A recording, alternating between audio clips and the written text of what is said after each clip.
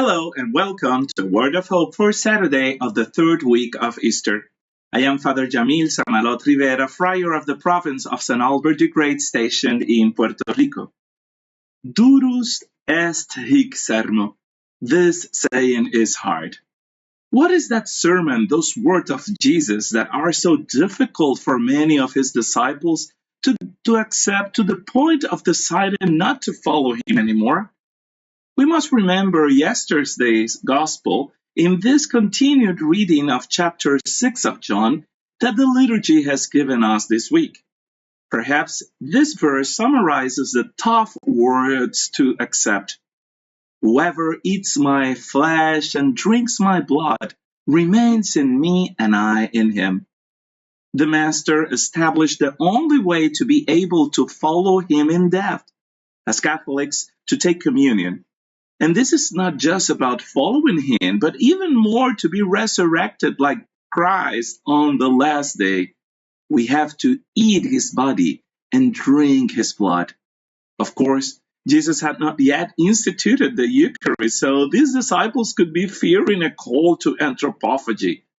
Jesus' call to put ourselves in a spiritual perspective and not from a superficial carnality allows us to see what so much difficulty in accepting the Master's words was about.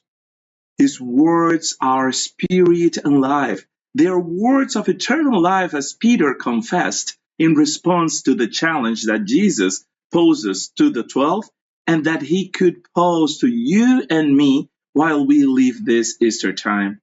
In our Catholic life, we no longer have the problem of accepted communion with the body and blood of Christ. But do we communicate entirely his word, his values?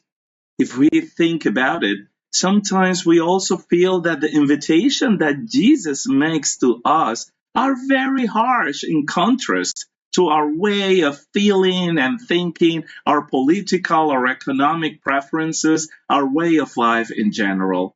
Communicating only from a carnal way, that is superficially, may now be the easy way for Catholics. Communicating his word in a committed way is the great challenge of our Catholicism today, to remain in a deep relationship with Jesus and following him. It is our only way to truly experience the resurrection in this life and forever.